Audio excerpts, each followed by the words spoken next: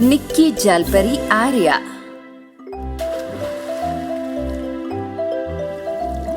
ਇੱਕ ਸਮੇਂ ਦੀ ਗੱਲ ਹੈ, ਬਹੁਤ ਗਹਿਰੇ ਸਮੁੰਦਰ ਵਿੱਚ ਇੱਕ ਅਜਿਹੀ ਦੁਨੀਆ ਸੀ ਜਿਸ ਦੇ ਬਾਰੇ ਕੋਈ ਨਹੀਂ ਜਾਣਦਾ ਸੀ।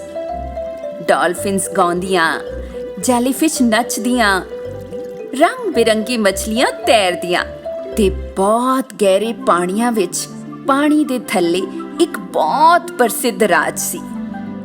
ਇਸ ਰਾਜ ਦੇ ਸਮੁੰਦਰੀ ਲੋਕ ਪਾਣੀ ਦੇ ਥੱਲੇ ਰਹਿਣ ਵਾਲੇ ਬਾਕੀ ਸਾਰੇ ਜੀਵਾਂ ਦੇ ਨਾਲ ਬੜੀ ਸ਼ਾਂਤੀ ਦੇ ਨਾਲ ਰਹਿੰਦੇ ਸੀ। ਇਸ ਰਾਜ ਦੇ ਰਾਜਾ ਦਾ ਨਾਂ ਸੀ ਪੋਸਾਈਡਨ। ਉਸ ਨੂੰ ਆਪਣੀ ਬੇਟੀਆਂ ਨਾਲ ਇੰਨਾ ਪਿਆਰ ਸੀ ਕਿ ਉਹ ਉਹਨਾਂ ਨੂੰ ਹਮੇਸ਼ਾ ਰਾਜ ਵਿੱਚ ਹੀ ਰੱਖਦਾ। ਆਰਿਆ ਸਭ ਤੋਂ ਛੋਟੀ ਸੀ। ਉਸ ਨੂੰ ਸਮਝ ਨਹੀਂ ਆਉਂਦਾ ਸੀ ਕਿ ਕਿਉਂ ਉਹ ਉਸ ਨੂੰ ਕਦੇ ਕਿਧਰੇ ਨਹੀਂ ਜਾਣ ਦਿੰਦੇ। ਉਹਨਾਂ ਨੇ ਉਸ ਨੂੰ ਦੱਸਿਆ ਕਿ ਰਾਜ ਦੀ ਸੀਮਾਵਾਂ ਦੇ ਬਾਹਰ ਖਤਰਾ ਹੈ। ਉਸਨੇ ਸੋਚਿਆ ਕਿ ਏਦਾਂ ਕਹਿਣ ਨਾਲ ਉਹਨਾਂ ਦਾ ਮਤਲਬ ਜ਼ਰੂਰ ਇਹ ਧਰਤੀ ਤੇ ਰਹਿਣ ਵਾਲੇ ਮਨੁੱਖਾਂ ਅਤੇ ਜੀਵਾਂ ਨਾਲ ਹੋਵੇਗਾ। ਆਰਿਆ ਧੀਏ, ਤੂੰ ਇੱਕ ਦਿਨ ਜ਼ਰੂਰ ਹੀ ਆਪਣਾ ਤਾਜ ਪਹਿਨਣ ਜਿੰਨੀ ਵੱਡੀ ਹੋ ਜਾਵੇਂਗੀ, ਪਰ ਤਦ ਤੱਕ ਤੈਨੂੰ ਇਸ ਰਾਜ ਵਿੱਚ ਹੀ ਰਹਿਣਾ ਹੈ। ਇਸ ਨੂੰ ਛੱਡਣ ਦੀ ਮਨਾਹੀ ਹੈ। ਮੈਂ ਧਰਤੀ ਤੇ ਰਹਿਣ ਵਾਲੇ ਲੋਕਾਂ ਅਤੇ ਜਾਨਵਰਾਂ ਦੇ ਬਾਰੇ ਵਿੱਚ ਜਾਣਨ ਲਈ ਬਹੁਤ ਬੇਤਾਬ ਹਾਂ। ਧਰਤੀ ਦੇ ਲੋਕਾਂ ਦੇ ਮਨ ਵਿੱਚ ਸਮੁੰਦਰੀ ਜੀਵਾਂ ਦੇ ਲਈ ਕੋਈ ਇੱਜ਼ਤ ਨਹੀਂ ਹੈ। ਉਹ ਸਾਡੇ ਸਮੁੰਦਰ ਵਿੱਚ ਕੂੜਾ ਸੁੱਟਦੇ ਨੇ ਅਤੇ ਅਸੀਂ ਉਹਨਾਂ ਤੇ ਵਿਸ਼ਵਾਸ ਨਹੀਂ ਕਰ ਸਕਦੇ। ਇਸੇ ਲਈ ਤੈਨੂੰ ਆਪਣੇ ਪਿਤਾ ਤੇ ਯਕੀਨ ਕਰਨਾ ਚਾਹੀਦਾ ਹੈ ਆਰਿਆ। ਨਿੱਕੀ ਜਲਪਰੀ ਆਰਿਆ ਨੇ ਸੁਣਿਆ। ਮੈਂ ਹੁਣ ਆਪਣੇ ਵੱਡੇ ਹੋਣ ਦਾ ਇੰਤਜ਼ਾਰ ਨਹੀਂ ਕਰ ਸਕਦੀ। ਧਰਤੀ ਤੇ ਰਹਿਣ ਵਾਲੇ ਲੋਕ ਵੀ ਉਨੇ ਹੀ ਦਿਆਲੂ ਹੋਣਗੇ ਜਿੰਨੇ ਕਿ ਅਸੀਂ। ਅਤੇ ਨਿੱਕੀ ਆਰਿਆ ਨੇ ਪਾਣੀ ਦੇ ਥੱਲੇ ਦੇ ਰਾਜ ਤੋਂ ਚੁਪਕੇ ਤੋਂ ਬਾਹਰ ਨਿਕਲਣ ਦੀ ਇੱਕ ਯੋਜਨਾ ਸੋਚੀ। ਉਹ ਆਪਣੇ ਦੋਸਤਾਂ ਦੇ ਬਾਰੇ ਸੋਚਣ ਲੱਗੀ, ਵੱਡੀ ਵੇਲ ਵਿਲੀ ਅਤੇ ਨਿੱਕੀ ਡਾਲਫਿਨ ਡਾਲਫੀ, ਕਿਉਂਕਿ ਉਹ ਪਾਣੀ ਦੇ ਥੱਲੇ ਦੇ ਰਾਜ ਤੋਂ ਨਿਕਲ ਕੇ ਜਦੋਂ ਚਾਹੇ ਕਿਧਰੇ ਵੀ ਜਾ ਸਕਦੀਆਂ ਸੀ।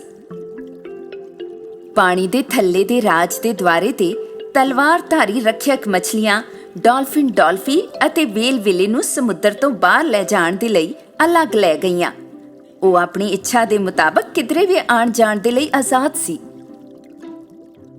ਪਰ ਇੱਕ ਵਾਰ ਓਝਲ ਹੋਣ ਦੇ ਬਾਅਦ ਵੇਲ ਵਿਲੀ ਨੇ ਜਦੋਂ ਆਪਣਾ ਮੂੰਹ ਵੱਡਾ ਜਿਹਾ ਖੋਲ੍ਹਿਆ ਤਾਂ ਬਾਹਰ ਆਇਆ ਉਹਨਾਂ ਦਾ ਸ਼ੂਰਵੀਰ ਨਿੱਕੀ ਜਲਪਰੀ ਆਰਿਆ। ਤੇ ਬਸ ਇਸੇ ਤਰ੍ਹਾਂ ਆਰਿਆ ਆਪਣੇ ਦਮ ਤੇ ਬਾਹਰ ਸੀ ਅਤੇ ਚੰਗੀ ਤਰ੍ਹਾਂ ਤੈਰਦੇ ਹੋਏ ਠੀਕ ਪਾਣੀ ਦੀ ਸਤ੍ਹਾ ਦੇ ਉੱਪਰ। ਆਪਣੀ ਜ਼ਿੰਦਗੀ ਵਿੱਚ ਪਹਿਲੀ ਵਾਰ ਉਸਨੇ ਹਵਾ ਨੂੰ ਮਹਿਸੂਸ ਕੀਤਾ, ਸੂਰਿਆਸਤ ਨੂੰ ਵੇਖਿਆ ਅਤੇ ਸੀਗਲਸ ਨੂੰ ਸੁਣਿਆ। ਇੱਕ ਕਮਾਲ ਦਾ ਅਹਿਸਾਸ ਹੈ।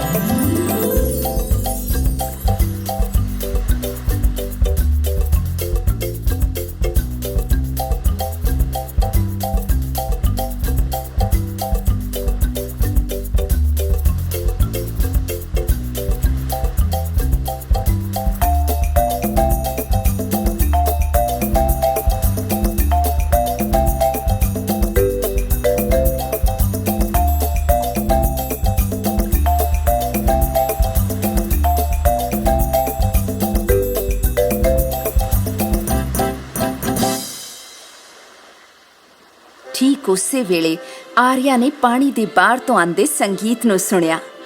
ਉਸਨੇ ਪਾਣੀ ਵਿੱਚ ਡੁਬਕੀ ਲਗਾਈ ਅਤੇ ਆਵਾਜ਼ ਦੀ ਦਿਸ਼ਾ ਵਿੱਚ ਤੈਰਨ ਲੱਗੀ। ਤਦੇ ਉਸਨੂੰ ਇੱਕ ਵੱਡੀ ਜਿਹੀ ਕਿਸ਼ਤੀ ਨਜ਼ਰ ਆਈ ਜਿਸ ਤੇ ਆਤਿਸ਼ਬਾਜ਼ੀ ਹੋ ਰਹੀ ਸੀ। ਕਿਸ਼ਤੀ, ਚੱਲ ਡਾਲਫੀ, ਉਸ ਦੇ ਕੋਲ ਚੱਲ ਕੇ ਵੇਖਦੇ ਹਾਂ। ਆਰਿਆ ਰੁਕ, ਇਹ ਖਤਰਨਾਕ ਹੋ ਸਕਦੀ ਹੈ। ਉਸ ਦੀ ਦੋਸਤ ਡਾਲਫੀ ਨੇ ਉਸ ਨੂੰ ਚਿਤਾਇਆ, ਪਰ ਆਰਿਆ ਨੇ ਧਿਆਨ ਨਹੀਂ ਦਿੱਤਾ। ਆਰਿਆ ਰੁਕ ਜਾ। ਉਹ ਕਿਸ਼ਤੀ ਦੇ ਨਾਲ-ਨਾਲ ਤੈਰਨ ਲੱਗੀ, ਜਿੱਥੋਂ ਧਰਤੀ ਦੇ ਰਾਜਾ ਅਤੇ ਉਸ ਦੇ ਬੇਟੇ ਰਾਜਕੁਮਾਰ ਐਡਵਰਡ ਨੂੰ ਵੇਖ ਸਕਦੀ ਸੀ।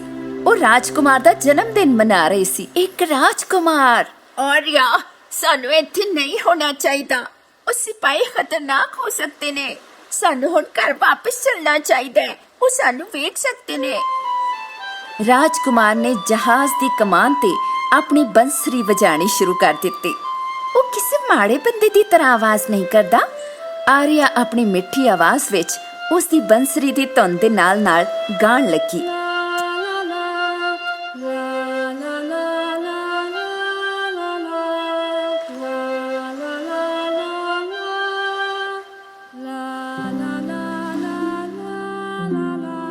ਰਾਜਕੁਮਾਰ ਨੇ ਉਸ ਦੀ ਆਵਾਜ਼ ਸੁਣੀ ਅਤੇ ਹੈਰਾਨ ਹੋ ਕੇ ਚਾਰੋਂ ਪਾਸੇ ਇਹ ਵੇਖਿਆ। ਐਨੀ ਮਿੱਠੀ ਆਵਾਜ਼ ਕਿਸ ਦੀ ਹੈ? ਹੁਸ਼ਿਆਰ ਰਹਿ ਆਰਿਆ, ਉਹ ਤੈਨੂੰ ਲੱਭਣ ਜਾ ਰਹੇ ਨੇ।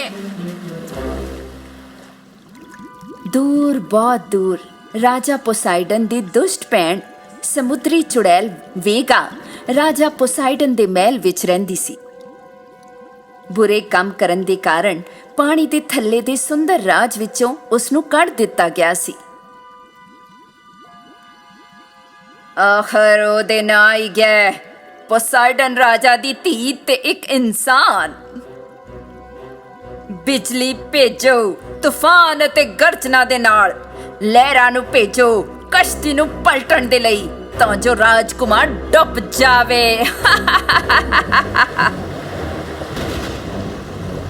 ਸਮੁੰਦਰੀ ਚੁੜੈਲ ਦੇ ਜਾਦੂ ਦੇ ਕਾਰਨ ਲਹਿਰਾਂ ਨੇ ਰਾਜਕੁਮਾਰ ਦੀ ਕਸ਼ਤੀ ਨੂੰ ਤੋੜਨਾ ਸ਼ੁਰੂ ਕਰ ਦਿੱਤਾ। ਨਹੀਂ, ਕਸ਼ਤੀ ਡੁੱਬ ਰਹੀ ਹੈ, ਸਾਨੂੰ ਉਹਨਾਂ ਦੀ ਮਦਦ ਕਰਨੀ ਚਾਹੀਦੀ ਹੈ। ਆਰੀਆ ਨੇ ਸਮੁੰਦਰ ਦੀ ਸਤ੍ਹਾ ਤੱਕ ਡੁੱਬਦੇ ਜਹਾਜ਼ ਦੇ ਮਲਬੇ ਵਿੱਚੋਂ ਹੋ ਕੇ ਤੈਰਦੇ ਹੋਏ ਲਹਿਰਾਂ ਵਿੱਚੋਂ ਡੁਬਕੀ ਲਗਾਈ। ਉਸ ਨੂੰ ਰਾਜਕੁਮਾਰ ਦੀ ਬੰਸਰੀ ਨਜ਼ਰ ਆਈ। ਉਸਨੇ ਇਸ ਨੂੰ ਝਟਪਟ ਝਪਟ ਲਿਆ।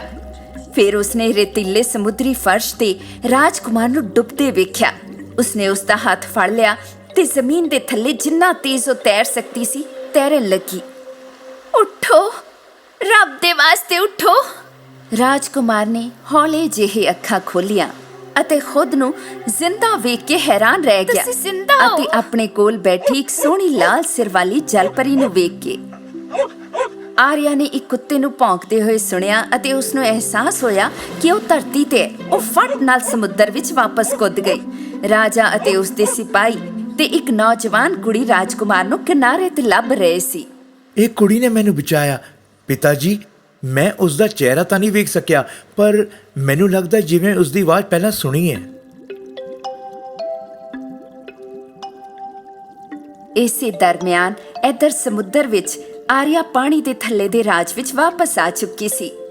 ਰਾਜਕੁਮਾਰ ਦੀ ਬੰਸਰੀ ਹਾਲੇ ਵੀ ਉਸ ਦੇ ਕੋਲ ਸੀ। ਉਹ ਹਾਲੇ ਵੀ ਇਹੀ ਸੋਚ ਰਹੀ ਸੀ ਕਿ ਉਹ ਕਿੰਨਾ ਸੋਹਣਾ ਸੀ। ਉਸ ਦੇ ਪਿਤਾ ਉਸ ਨੂੰ ਲੱਭ ਰਹੇ ਸੀ ਤੇ ਜਦੋਂ ਉਹਨਾਂ ਨੇ ਬੰਸਰੀ ਵੇਖੀ ਤਾਂ ਉਹ ਸਮਝ ਗਏ ਕਿ ਉਹ ਸਮੁੰਦਰ ਦੀ ਸਤ੍ਹਾ ਤੇ ਜਾ ਕੇ ਆਈ ਹੈ। ਮੈਂ ਤੁਹਾਨੂੰ ਕਿਹਾ ਸੀ ਆਰਿਆ, ਤੁਸੀਂ ਉਸ ਨੂੰ ਅਨਸੁਣਾ ਕੀਤਾ ਅਤੇ ਰਾਜ ਦੇ ਸੁਰੱਖਿਆ ਘੇਰੇ ਤੋਂ ਬਾਹਰ ਗਈ। ਤੁਹਾਨੂੰ ਇੰਤਜ਼ਾਰ ਕਰਨਾ ਚਾਹੀਦਾ ਸੀ। ਪਰ ਰਾਜਕੁਮਾਰ ਡੁੱਬ ਜਾਂਦਾ। ਕੌਣ? ਰਾਜਕੁਮਾਰ? ਤੁਸੀਂ ਰਾਜ ਦੀ ਸੁਰੱਖਿਆ ਨੂੰ ਛੱਡ ਕੇ ਗਏ ਹੋ ਆਰਿਆ। ਤੁਹਾਨੂੰ ਮੇਰੇ ਤੇ ਵਿਸ਼ਵਾਸ ਕਰਨਾ ਚਾਹੀਦਾ ਸੀ ਤਾਂ ਕਿ ਮੈਂ ਤੁਹਾਨੂੰ ਖਤਰੇ ਤੋਂ ਬਚਾ ਸਕਾਂ। ਮੈਂ ਪਾਣੀ ਦੇ ਥੱਲੇ ਦੇ ਰਾਜ ਨੂੰ ਛੱਡਣ ਦੀ ਇਜਾਜ਼ਤ ਨਹੀਂ ਦਿੰਦਾ। ਰਾਜਾ ਪੋਸਾਈਡਨ ਚਲੇ ਗਏ। ਉਹ ਚਿੰਤਾ ਵਿੱਚ ਸੀ ਤੇ ਆਪਣੀ ਬੇਟੀ ਦੇ ਦਿਲ ਬਾਰੇ ਬਹੁਤ ਫਿਕਰਮੰਦ ਵੀ। ਪਰ ਆਰੀਆ ਵਾਪਸ ਜਾ ਕੇ ਫਿਰ ਤੋਂ ਰਾਜਕੁਮਾਰ ਨੂੰ ਵੇਖਣ ਦੇ ਆਪਣੇ ਫੈਸਲੇ ਤੇ ਅਡਿੱਗ ਸੀ ਤੇ ਇਸੇ ਲਈ ਉਸਨੇ ਇੱਕ ਭਿਆਨਕ ਗਲਤੀ ਕਰ ਦਿੱਤੀ ਤੇ ਸਮੁੰਦਰ ਦੇ ਹਨੇਰੇ ਹਿੱਸੇ ਵਿੱਚ ਦੁਸ਼ਟ ਚੁੜੈਲ ਵੇਗਾ ਨੂੰ ਤਲਾਸ਼ ਕਰਨ ਦੇ ਲਈ ਉਸਨੇ ਆਪਣੇ ਪਿਤਾ ਦੇ ਰਾਜ ਨੂੰ ਫਿਰ ਤੋਂ ਛੱਡ ਦਿੱਤਾ। ਵੇਗਾ ਦਾ 2 ਸਿਰ ਵਾਲਾ ਰੱਖਿਅਕ ਸੱਪ ਚੁੜੈਲ ਦੇ ਸਮੁੰਦਰੀ ਮਹਿਲ ਤੇ ਮੁਸਤੈਦੀ ਨਾਲ ਤੈਨਾਤ ਸੀ ਅਤੇ ਉਸਨੇ ਨਿੱਕੀ ਜਲਪਰੀ ਨੂੰ ਆਂਦੇ ਹੋਏ ਵੇਖਿਆ। ਵੇਗਸ, ਰਾਜਾ ਦੀ ਬੇਟੀ ਆ ਰਹੀ ਹੈ। ਰਾਜਾ ਤੋਂ ਬਦਲਾ ਲੈਣ ਦਾ ਸਮਾਂ ਆ ਗਿਆ ਹੈ। ਮੈਨੂੰ ਪਤਾ ਸੀ ਇਹੀ ਹੋਵੇਗਾ। ਉਸ ਦਾ ਦਿਲ ਜੰਗਲੀ ਵਿਦਰੋਹੀ ਹੈ। ਉਸ ਨੂੰ ਆਣ ਦੇ ਸੱਪ। ਆਰੀਆ ਥੋੜਾ ਡਰ ਗਈ ਸੀ ਪਰ ਰਾਜਕੁਮਾਰ ਨੂੰ ਵੇਖਣਾ ਚਾਹੁੰਦੀ ਸੀ, ਇਸ ਲਈ ਉਹ ਚੁੜੈਲ ਤੋਂ ਮਦਦ ਮੰਗਣ ਦੇ ਲਈ ਅੰਦਰ ਗਈ। ਵੇਗਾ ਮਦਦ ਦੇ ਲਈ ਤਿਆਰ ਹੋ ਗਈ ਪਰ ਉਸਨੇ ਨਿੱਕੀ ਜਲਪਰੀ ਤੋਂ ਕੁਝ ਬੇਸ਼ਕੀਮਤੀ ਮੰਗਿਆ। ਮੈਂ ਤੈਨੂੰ ਮਨੁੱਖ ਬਣਾਉਣ ਦੇ ਲਈ ਇੱਕ ਜਾਦੂ ਦੀ ਦਵਾਈ ਤਿਆਰ ਕਰਾਂਗੀ। ਤੂੰ ਧਰਤੀ ਤੇ ਚੱਲ ਸਕੇਂਗੀ, ਆਪਣੇ ਸੋਹਣੇ ਰਾਜਕੁਮਾਰ ਦੇ ਨਾਲ ਨੱਚ ਸਕੇਂਗੀ, ਪਰ ਬਦਲੇ ਵਿੱਚ ਮੈਂ ਤੇਰੀ ਸੋਹਣੀ ਆਵਾਜ਼ ਲੈ ਲਵਾਂਗੀ। ਮੇਰੀ ਆਵਾਜ਼? ਮੇਰਾ ਮਤਲਬ, ਪਰ ਬਿਨਾਂ ਮੇਰੀ ਆਵਾਜ਼ ਦੇ? ਜਲਪਰੀ ਨੇ ਬੁਰੀ ਭਾਵਨਾ ਵਾਲੀ ਉਸ ਦਵਾਈ ਨੂੰ ਸਵੀਕਾਰ ਕਰ ਲਿਆ ਕਿਉਂਕਿ ਉਹ ਮੂਰਖ ਸੀ। ਉਸ ਦਾ ਦਿਲ ਰਾਜਕੁਮਾਰ ਦੇ ਪਿਆਰ ਵਿੱਚ ਪੈਣਾ ਚਾਹੁੰਦਾ ਸੀ। ਪਰ ਯਾਦ ਰੱਖੀ, ਜਾਦੂਈ ਦਵਾਈ ਦਾ ਅਸਰ 3 ਦਿਨ ਵਿੱਚ ਖਤਮ ਹੋ ਜਾਵੇਗਾ ਜੇ ਰਾਜਕੁਮਾਰ ਤੇਰੇ ਪਿਆਰ ਵਿੱਚ ਨਹੀਂ ਪਿਆ ਤਾਂ। ਨਹੀਂ ਤੇ ਤੂੰ ਫੇਰ ਤੋਂ ਜਲਪਰੀ ਵਿੱਚ ਬਦਲ ਜਾਵੇਂਗੀ ਅਤੇ ਫਿਰ ਕਦੇ ਵੀ ਆਪਣੇ ਰਾਜਕੁਮਾਰ ਜਾਂ ਆਪਣੇ ਪਿਤਾ ਨੂੰ ਯਾਦ ਨਹੀਂ ਰੱਖ ਸਕੇਂਗੀ। ਆਰੀਆ ਇੰਨੀ ਮੂਰਖ ਸੀ ਕਿ ਉਸਨੇ ਜਾਦੂ ਦੀ ਦਵਾਈ ਪੀ ਲਈ। ਫਿਰ ਉਸਨੇ ਸਮੁੰਦਰ ਦੀ ਸਤਹ ਦੇ ਵੱਲ ਵਧਣਾ ਸ਼ੁਰੂ ਕਰ ਦਿੱਤਾ ਅਤੇ ਜਿਵੇਂ ਹੀ ਉਹ ਧਰਤੀ ਦੇ ਨੇੜੇ ਪਹੁੰਚਣ ਲੱਗੀ, ਉਸਦੀ ਪੁੱਛ ਗਾਇਬ ਹੋਣ ਲੱਗੀ। ਸਗੋਂ ਹੁਣ ਉਸਦੀ ਜਗ੍ਹਾ ਉਸਦੀ ਮਨੁੱਖੀ ਲੱਤਾਂ ਸੀ। ਉਸਦੀ ਦੋਸਤ ਡਾਲਫੀ ਨੇ ਉਸਨੂੰ ਵੇਖਿਆ ਤਾਂ ਉਸੇ ਵੇਲੇ ਸਹਾਇਤਾ ਦੇ ਲਈ ਆਈ। ਆਰੀਆ, ਤੇਰੀਆਂ ਲੱਤਾਂ ਤੇ ਕਦੇ ਵੀ ਨਹੀਂ ਸੀ, ਤੈਨੂੰ ਧਿਆਨ ਰੱਖਣ ਦੀ ਲੋੜ ਹੈ। ਨਿੱਕੀ ਜਲ ਪਰੀ ਡਾਲਫੀ ਦੀ ਮਦਦ ਨਾਲ ਕਿਸੇ ਤਰ੍ਹਾਂ ਕਿਨਾਰੇ ਤੇ ਪਹੁੰਚੀ। ਰਾਜਕੁਮਾਰ ਐਡਵਰਡ ਉੱਥੇ ਪਹਿਲਾਂ ਤੋਂ ਹੀ ਸੀ, ਉਸ ਕੁੜੀ ਦੀ ਤਲਾਸ਼ ਵਿੱਚ ਜਿਸਨੇ ਉਹਦੀ ਜਾਨ ਬਚਾਈ ਸੀ। ਤੁਸੀਂ ਜਾਣੇ ਪਛਾਣੇ ਲੱਗਦੇ ਹੋ ਕਿ ਅਸੀਂ ਪਹਿਲਾਂ ਇੱਕ ਦੂਜੇ ਨੂੰ ਮਿਲੇ ਹਾਂ। ਆਰੀਆ ਦੇ ਕੋਲ ਆਵਾਜ਼ ਨਹੀਂ ਸੀ, ਇਸ ਲਈ ਉਸਨੇ ਸਿਰਫ ਗਰਦਨ ਹਿਲਾ ਦਿੱਤੀ ਤੇ ਰਾਜਕੁਮਾਰ ਨੂੰ ਬੰਸਰੀ ਵਾਪਸ ਕਰ ਦਿੱਤੀ। ਹਾਂ ਅਸੀਂ ਮਿਲੇ ਹਾਂ। ਤੁਸੀਂ ਜ਼ਰੂਰ ਉਹੀ ਕੁੜੀ ਹੋ ਜਿਸਨੇ ਮੈਨੂੰ ਡੁੱਬਣ ਤੋਂ ਬਚਾਇਆ ਸੀ ਅਤੇ ਮੈਂ ਉਹ ਆਵਾਜ਼ ਸੁਣੀ ਸੀ ਜਦੋਂ ਮੈਂ ਡੈਕ ਤੇ ਬੰਸਰੀ ਵਜਾ ਰਿਹਾ ਸੀ। ਤੁਹਾਡਾ ਨਾਂ ਕੀ ਹੈ? ਆਰੀਆ ਨੇ ਜੋ ਕੁਝ ਉਸਦੇ ਨਾਲ ਹੋਇਆ ਸੀ ਦੱਸਣ ਦੀ ਕੋਸ਼ਿਸ਼ ਕੀਤੀ, ਓ, ਤੁਸੀਂ ਬੋਲ ਨਹੀਂ ਸਕਦੇ। ਪਰ ਉਹ ਬੋਲ ਨਹੀਂ ਸਕਦੀ ਸੀ। ਇਸ ਲਈ ਰਾਜਕੁਮਾਰ ਨੇ ਸੋਚਿਆ ਕਿ ਉਹ ਜ਼ਰੂਰੀ ਕੋਈ ਹੋਰ ਕੁੜੀ ਹੋਵੇਗੀ, ਕਿਉਂਕਿ ਉਸਨੂੰ ਜੋ ਕੁੜੀ ਯਾਦ ਸੀ ਉਸਦੀ ਤੇ ਬਹੁਤ ਹੀ ਖੂਬਸੂਰਤ ਆਵਾਜ਼ ਸੀ। ਫਿਰ ਵੀ ਉਹ ਇਸ ਬੇਕਰਾਰ ਕੁੜੀ ਦੀ ਮਦਦ ਕਰਨਾ ਚਾਹੁੰਦਾ ਸੀ, ਇਸ ਲਈ ਉਹ ਉਸਨੂੰ ਆਪਣੇ ਮਹਿਲ ਵਿੱਚ ਲੈ ਗਿਆ।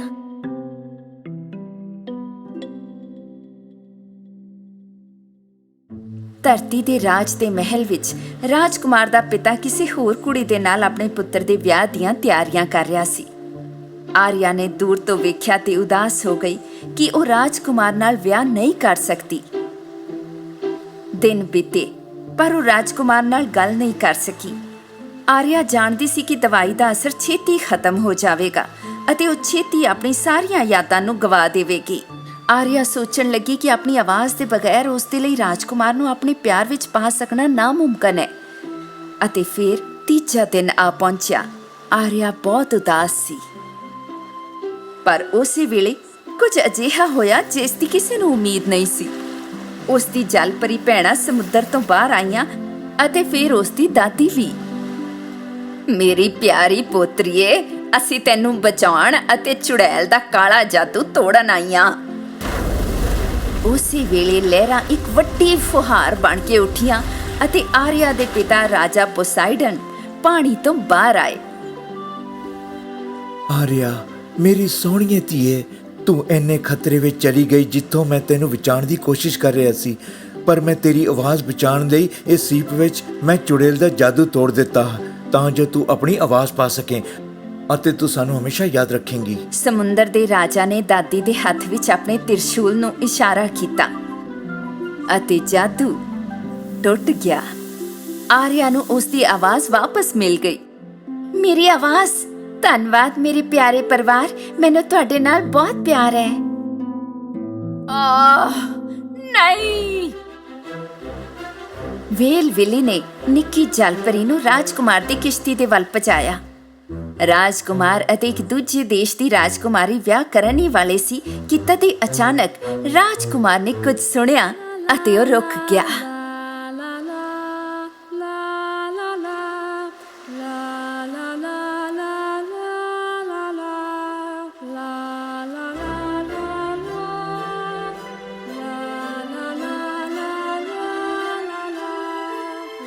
ਇੱਕ ਵਾਰ ਫੇਰ ਤੋਂ ਇਹ ਆਰੀਆ ਦੀ ਮਨਮੋਹਣੀ ਆਵਾਜ਼ ਸੀ। ਆਰੀਆ ਨੂੰ ਵੇਲ ਤੇ ਵੇਖ ਕੇ ਰਾਜਕੁਮਾਰ ਐਡਵਰਡ ਉਸ ਨਾਲ ਗੱਲ ਕਰਨ ਦੇ ਲਈ ਪਾਣੀ ਵਿੱਚ ਕੁੱਦ ਗਿਆ। ਇਹ ਤੁਸੀਂ ਸੀ? ਮੈਂ ਜਾਣਦਾ ਸੀ, ਤੁਸੀਂ ਉਹ ਕੁੜੀ ਹੋ ਜਿਸ ਨੇ ਮੇਰੀ ਜਾਨ ਬਚਾਈ। ਮੇਰਾ ਨਾਂ ਆਰੀਆ ਹੈ। ਤੇ ਇਸ ਤਰ੍ਹਾਂ ਰਾਜਕੁਮਾਰ ਐਡਵਰਡ ਨੇ ਆਪਣਾ ਵਿਆਹ ਰੱਦ ਕਰ ਦਿੱਤਾ ਅਤੇ ਸਮੁੰਦਰ ਦੇ ਰਾਜਾ ਪੋਸਾਈਡਨ ਦੇ ਨਾਲ ਸ਼ਾਂਤੀ ਕਾਇਮ ਕਰ ਲਈ। ਆਰੀਆ ਅਜਿਹੀ ਪਹਿਲੀ ਜਲ ਪਰੀ ਸੀ ਜਿਸ ਨੇ ਧਰਤੀ ਤੇ ਇੱਕ ਮਨੁੱਖ ਬਣ ਕੇ ਜੀਣਾ ਸਿੱਖਿਆ ਅਤੇ ਸਮੁੰਦਰ ਵਿੱਚ ਇੱਕ ਜਲ ਪਰੀ ਦੇ ਰੂਪ ਵਿੱਚ। ਅਤੇ ਅੱਗੇ ਚੱਲ ਕੇ ਉਹ ਤੇ ਰਾਜਕੁਮਾਰ ਐਡਵਰਡ ਦੋਸਤ ਬਣ ਗਏ ਤੇ ਵਿਆਹ ਕਰ ਲਿਆ ਤੇ ਹਮੇਸ਼ਾ ਖੁਸ਼ੀ ਨਾਲ ਰਹਿਣ ਲੱਗੇ।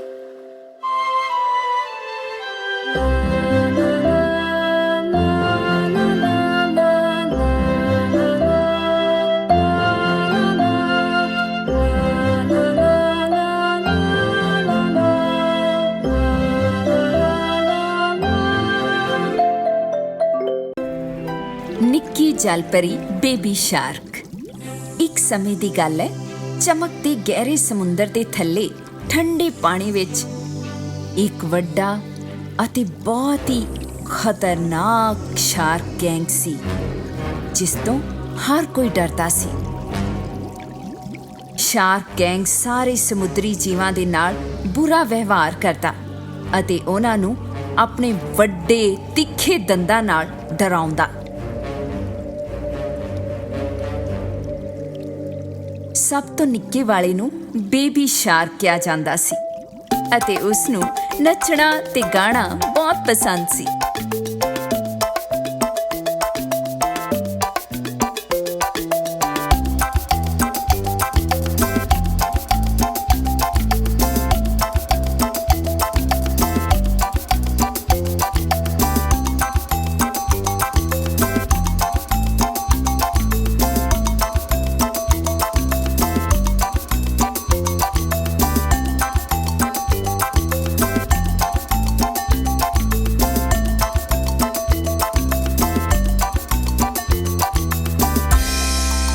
ਤੂੰ ਫੇਰ ਤੋਂ ਗਾ ਰਿਹਾ ਹੈ? ਸਾਡੇ ਵਰਗੇ ਸ਼ਾਰਕ ਨਹੀਂ ਗਾਉਂਦੇ ਹਨ ਬੇਬੀ ਸ਼ਾਰਕ, ਸਮਝ ਗਿਆ?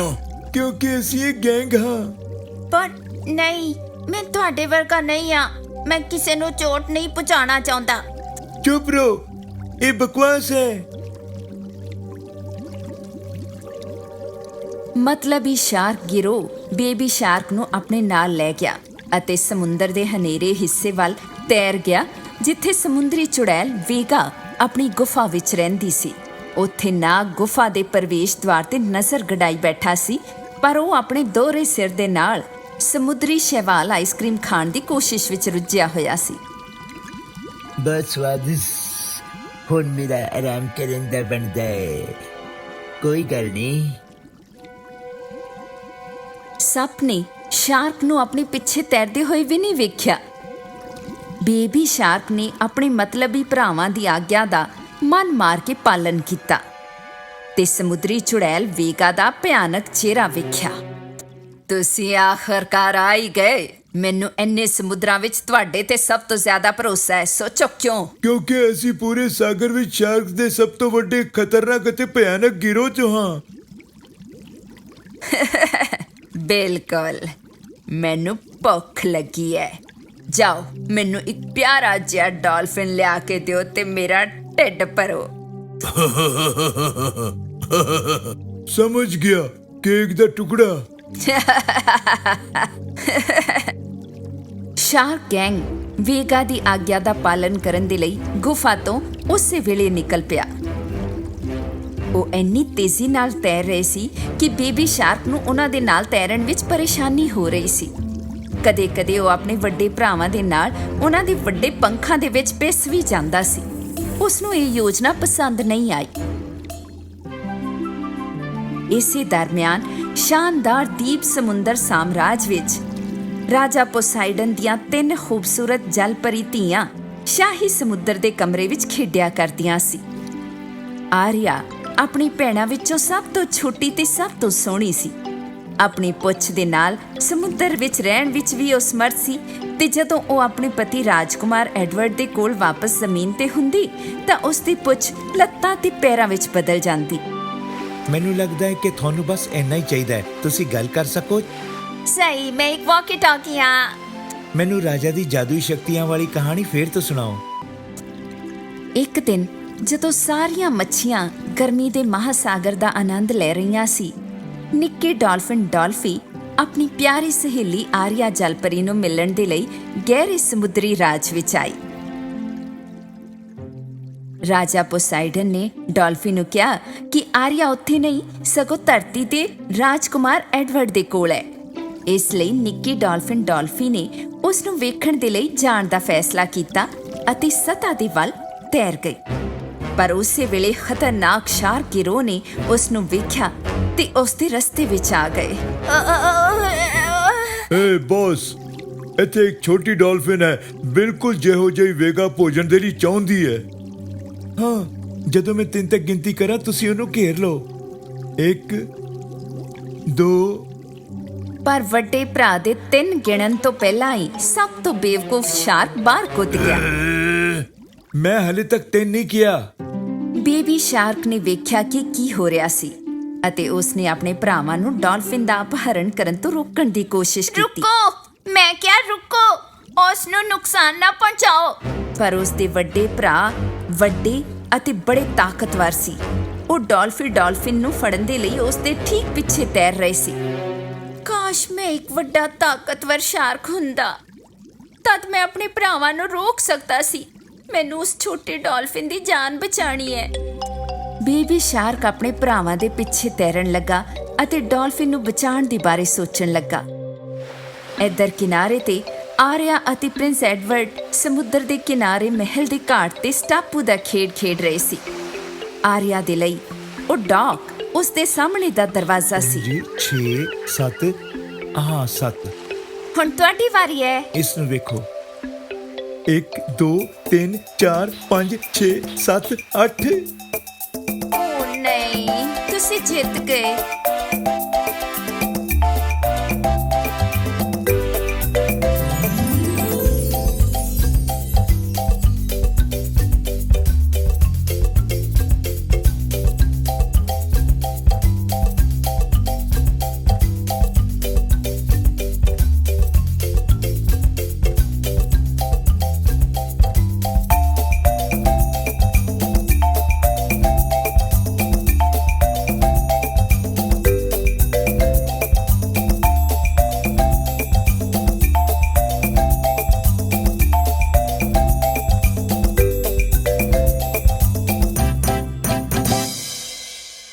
ਪਰ ਸਮੁੰਦਰ ਦੇ ਥੱਲੇ ਸਭ ਕੁਝ ਠੀਕ ਨਹੀਂ ਸੀ।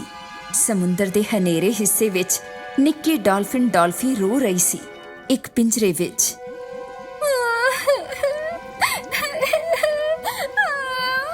ਮਦਦ ਕਰੋ, ਕੀ ਕੋਈ ਬਾਹਰ ਹੈ? ਮੈਂ ਪਿੰਜਰੇ ਵਿੱਚ ਫਸ ਗਈ ਹਾਂ। ਮੈਂ ਕਾਲ ਕੋਠੜੀ 'ਚ ਕਿਉਂ ਆ? ਮੇਰੀ ਮਦਦ ਕਰੋ, ਮੇਰੀ ਮਦਦ ਕਰੋ। ਮੈਂ ਕਿਸੇ ਦਾ ਭੋਜਨ ਨਹੀਂ ਬਣਨਾ। ਸੱਪ ਨੇ ਉਸ ਨੂੰ ਸੁਣਿਆ ਅਤੇ ਪਿੰਜਰੇ ਦੇ ਸਾਹਮਣੇ ਆਇਆ। ਓਏ, ਅਸੀਂ ਤੈਨੂੰ ਕਿਸੇ ਮਕਸਦ ਨਾਲ ਫੜਿਆ ਹੈ, ਸਮਝ ਗਈ? ਮਕਸਦ ਨਾਲ। ਹੁਣ ਚੁੱਪ ਕਰ, ਤੂੰ ਕੈਦੀ ਹੈ। ਮੇਰੇ ਭੋਜਨ ਦੇ ਨਾਲ ਖੇਡਣਾ ਬੰਦ ਕਰ ਸੱਪ। ਜਾ ਇੱਥੋਂ, ਜਾ ਕੇ ਪਹਿਰਾ ਦੇ। ਚੰਗਾ, ਜੇ ਆਰਿਆ ਦੀ ਨਿੱਕੀ ਡਾਲਫਿਨ ਸਹੇਲੀ ਨਹੀਂ ਹੈ ਤਾਂ ਡਿਨਰ ਤੇ ਆਉਣ ਦੇ ਲਈ ਤੇਰਾ ਧੰਨਵਾਦ। ਡਾਲਫੀ ਡਰ ਗਈ ਸੀ, ਪਰ ਜਿਵੇਂ ਹੀ ਸਮੁੰਦਰੀ ਚੁੜੈਲ ਵੇਗਾ ਘੁੰਮਦੇ ਹੋਏ ਦੂਰ ਗਈ, ਬੇਬੀ ਸ਼ਾਰਕ ਨੇ ਦੀਵਾਰ ਦੀ ਦਰਾਰਾਂ ਤੋਂ ਝਾਂਕਿਆ। ਇਹ ਹੈਰਾਨ ਕਰਨ ਵਾਲਾ ਸੀ ਕਿ ਡੈਨ ਦੀ ਗੁਫਾ ਵਿੱਚ ਆਲੇ ਦੁਆਲੇ ਸੁਰੱਖਿਆ ਦੀ ਕਿੰਨੀ ਕਮੀ ਸੀ। ਡਾਲਫੀ ਇੱਕਦਮ ਤੋਂ ਡਰ ਗਈ। ਹਾਏ, ਡਰ ਨਾ, ਸਭ ਠੀਕ ਹੈ ਨਿੱਕੀ ਡਾਲਫਿਨ। ਮੈਂ ਆਪਣੇ ਭਰਾਵਾਂ ਦੀ ਤਰ੍ਹਾਂ ਨਹੀਂ ਆ। ਮੈਂ ਤੈਨੂੰ ਕੋਈ ਨੁਕਸਾਨ ਨਹੀਂ ਪਹੁੰਚਾਵਾਂਗਾ। ਸੱਚੀ? ਤੂੰ ਮੈਨੂੰ ਧੋਖਾ ਤੇ ਨਹੀਂ ਦੇ ਰਿਹਾ ਨਾ?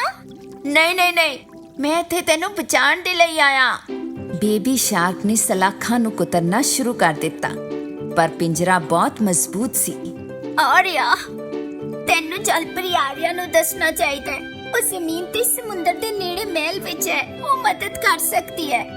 ਬੇਬੀ ਸ਼ਾਰਕ ਨੇ ਡਾਲਫੀ ਦੀ ਗੱਲ ਸੁਣੀ ਅਤੇ ਪਾਣੀ ਦੀ ਸਤ੍ਹਾ ਵੱਲ ਤੈਰ ਗਿਆ। ਸਤ੍ਹਾ ਤੇ ਜਲਪਰੀ ਆਰਿਆ ਅਤੇ ਪ੍ਰਿੰਸ ਐਡਵਰਡ ਨੇ ਸੂਰਜ ਡੁੱਬਣ ਦੇ ਸਮੇਂ ਪਾਣੀ ਵਿੱਚ ਆਪਣੇ ਪੈਰ ਛਿੱਟੇ, ਪਰ ਉਸੇ ਵੇਲੇ ਉਹਨਾਂ ਨੇ ਆਪਣੇ ਨੇੜੇ ਆਉਂਦੇ ਸ਼ਾਰਕ ਨੂੰ ਵੇਖਿਆ। ਇਹ ਕੀ ਹੈ? ਡਾਲਫਿਨ ਇਹ ਇੱਕ ਸ਼ਾਰਕ ਹੈ ਮੇਰੇ ਰਾਜਕੁਮਾਰ, ਚੁਕੰਨੇ ਰਹੋ।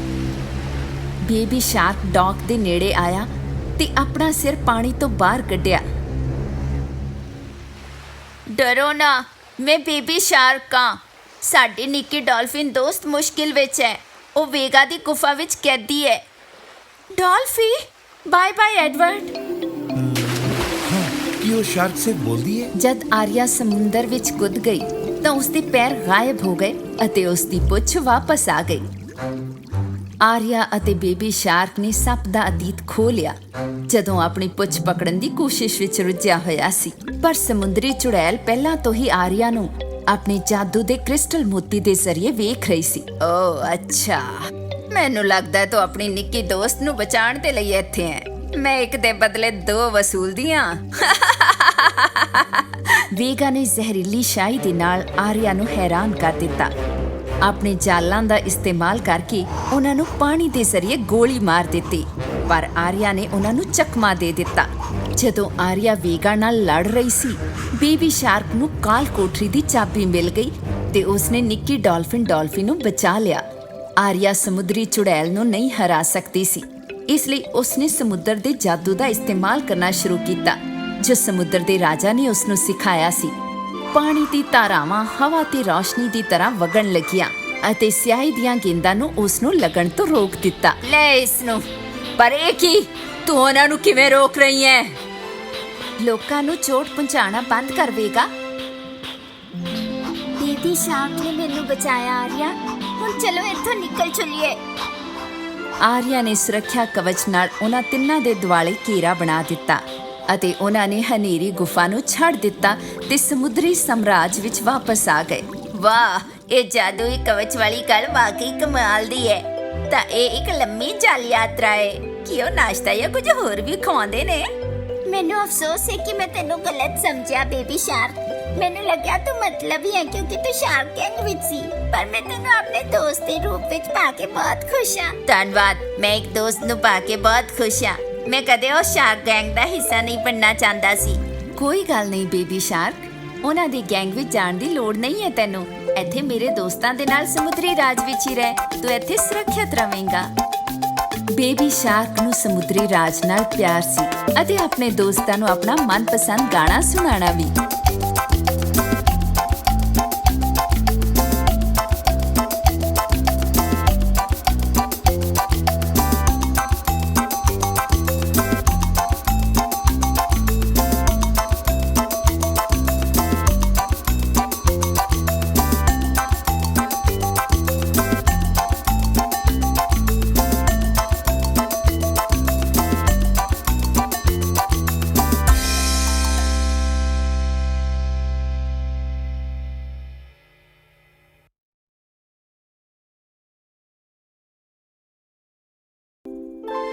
ਨਿੱਕੀ ਜਲ ਪਰੀ। ਗਹਿਰਾ ਨੀਲਾ ਸਮੁੰਦਰ। ਇੱਕ ਵਾਰ ਸਮੁੰਦਰ ਦੇ ਕਿਨਾਰੇ ਇੱਕ ਬਹੁਤ ਵੱਡਾ ਮਹਿਲ ਸੀ। ਉੱਥੇ ਪ੍ਰਿੰਸ ਐਡਵਰਡ ਤੇ ਉਹਨਾਂ ਦੀ ਪਤਨੀ ਖੁਸ਼ੀ ਨਾਲ ਰਹਿੰਦੇ ਸੀ।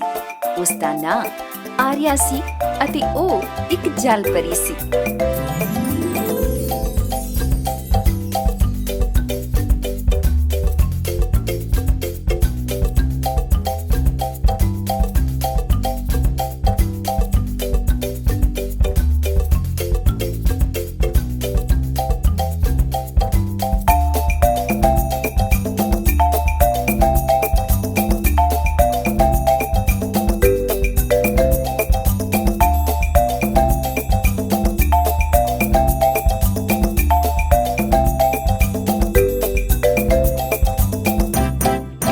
ਸਮੁੰਦਰ ਵਿੱਚ ਬਹੁਤ ਡੂੰਘੀ ਹਨੇਰੀ ਗੁਫਾ ਵਿੱਚ ਇੱਕ ਹੋਰ ਮਹਿਲ ਸੀ, ਪਰ ਇਹ ਇੱਕ ਦੁਸ਼ਟ ਮਹਿਲ ਸੀ।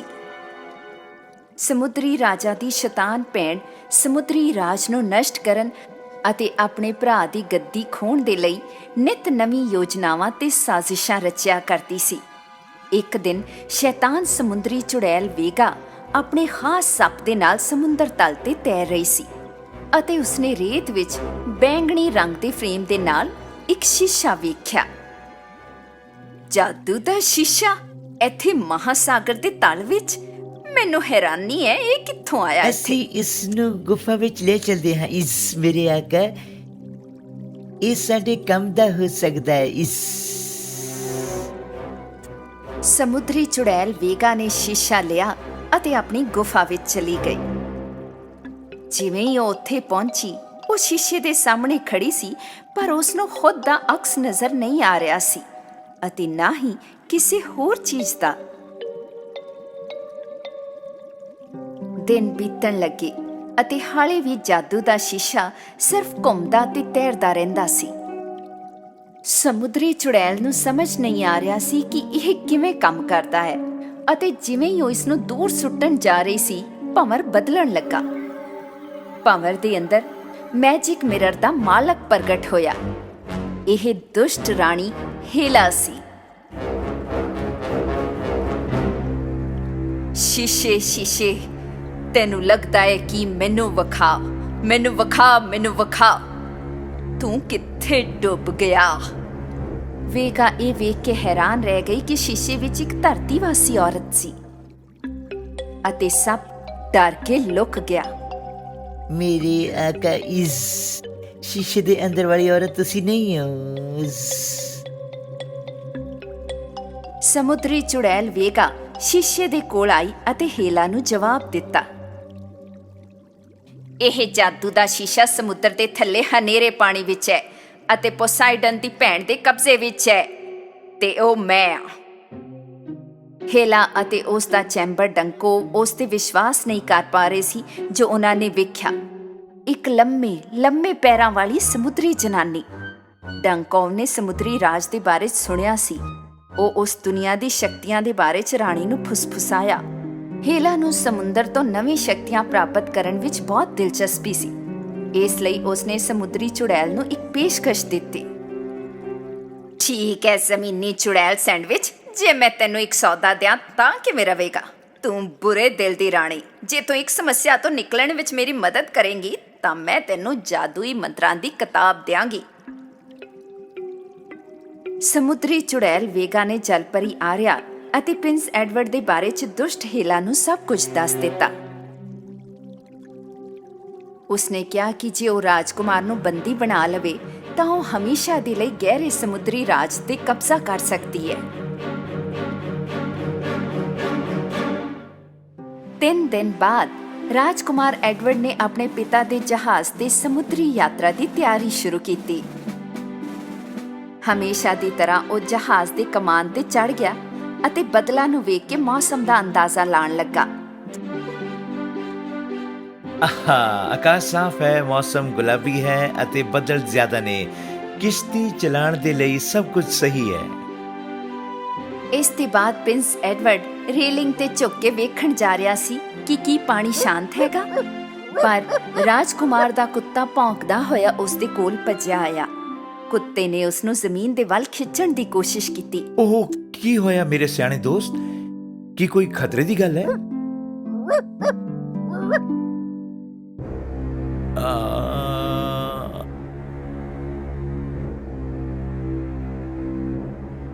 ਅਤੇ ਉਸੇ ਵੇਲੇ ਅਸਮਾਨ ਵਿੱਚ ਅਚਾਨਕ ਹਨੇਰਾ ਛਾ ਗਿਆ। ਬੱਦਲਾਂ ਨੇ ਇਕੱਠੇ ਨਾਲ ਆ ਕੇ ਸੂਰਜ ਦੀ ਰੌਸ਼ਨੀ ਨੂੰ ਰੋਕ ਦਿੱਤਾ। ਦੂਰ ਸਮੁੰਦਰ ਵਿੱਚ ਵੱਡੀਆਂ-ਵੱਡੀਆਂ ਲਹਿਰਾਂ ਵਿਖਣ ਲੱਗੀਆਂ। ਰਾਣੀ ਹੇਲਾ ਆਪਣੇ ਕ੍ਰਿਸਟਲ ਬਾਲ ਦੀ ਮਦਦ ਨਾਲ ਰਾਜਕੁਮਾਰ ਦੇ ਜਹਾਜ਼ ਦੇ ਚਾਰੋਂ ਪਾਸੇ ਬੱਦਲਾਂ ਤੇ ਹਵਾਵਾਂ ਨੂੰ ਕਾਬੂ ਕਰ ਰਹੀ ਸੀ ਤੇ ਸਮੁੰਦਰੀ ਚੁੜੈਲ ਵੇਗਾ ਉਸ ਦੇ ਕ੍ਰਿਸਟਲ ਮੋਤੀ ਦੇ ਜ਼ਰੀਏ ਵੱਡੀਆਂ-ਵੱਡੀਆਂ ਲਹਿਰਾਂ ਪੈਦਾ ਕਰ ਰਹੀ ਸੀ।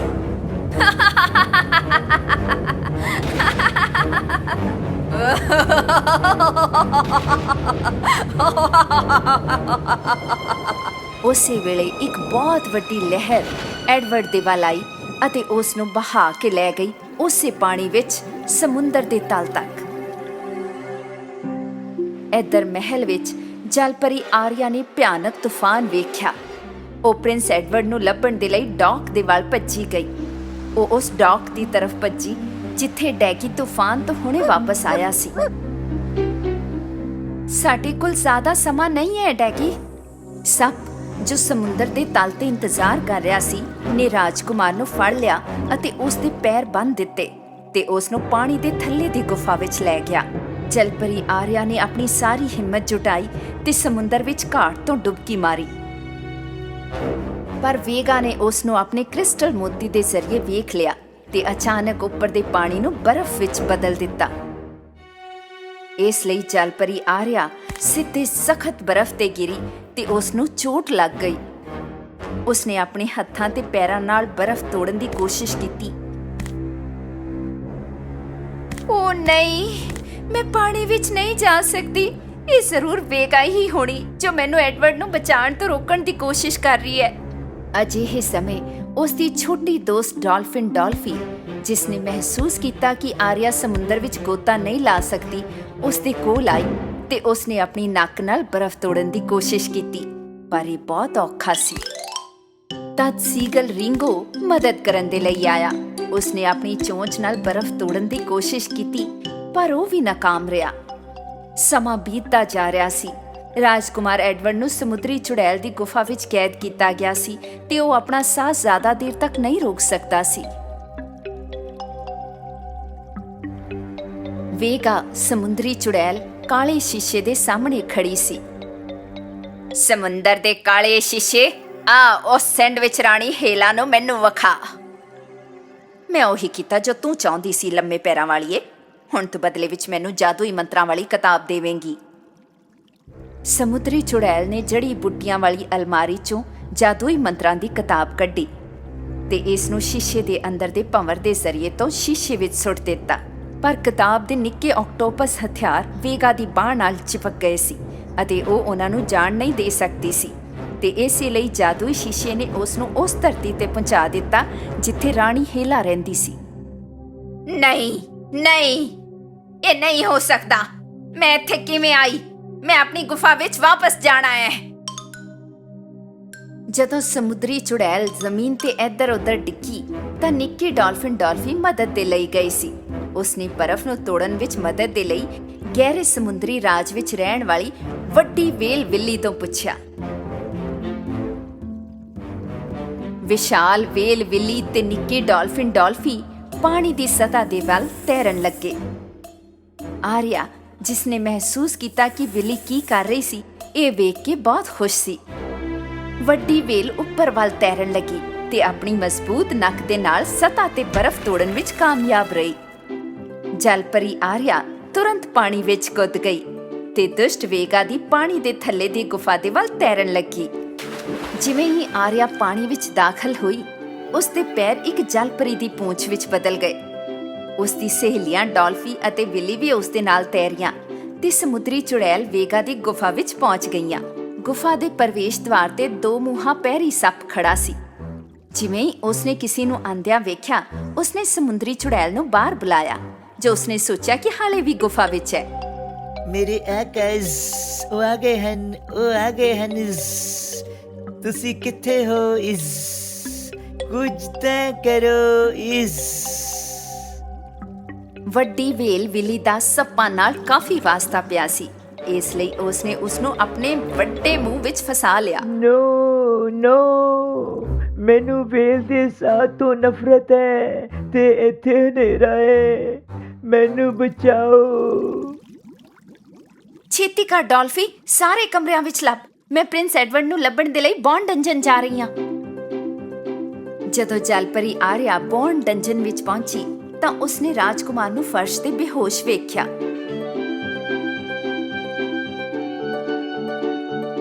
ਆਰੀਆ ਨੇ ਬੌਂਡ ਕੇਜ ਦੀ ਦਰਾਰਾਂ ਵਿੱਚੋਂ ਝਾਂਕਿਆ ਤੇ ਫਿਰ ਪਾਣੀ ਦੇ ਥੱਲੇ ਸਾਹ ਲੈਣ ਵਿੱਚ ਮਦਦ ਕਰਨ ਦੇ ਲਈ ਰਾਜਕੁਮਾਰ ਦੇ ਮੂੰਹ ਵਿੱਚ ਜਾਦੂ ਦੀ ਸਮੁੰਦਰੀ ਰੇਤ ਪਾਈ। ਅਚਾਨਕ ਇੱਕ ਜਾਦੂ ਦੀ ਰੌਸ਼ਨੀ ਨੇ ਰਾਜਕੁਮਾਰ ਨੂੰ ਘੇਰ ਲਿਆ। ਉਸਦੇ ਪੈਰ ਹੌਲੀ-ਹੌਲੀ ਗਾਇਬ ਹੋ ਗਏ ਅਤੇ ਉਹਨਾਂ ਦੀ ਜਗ੍ਹਾ ਤੇ ਲਾਲ ਮੱਛੀ ਦੀ ਪੁੱਛ ਆ ਗਈ ਤੇ ਪ੍ਰਿੰਸ ਐਡਵਰਡ ਜਾਗ ਗਿਆ ਤੇ ਪਾਣੀ ਦੇ ਥੱਲੇ ਸਾਹ ਲੈਣ ਲੱਗਾ।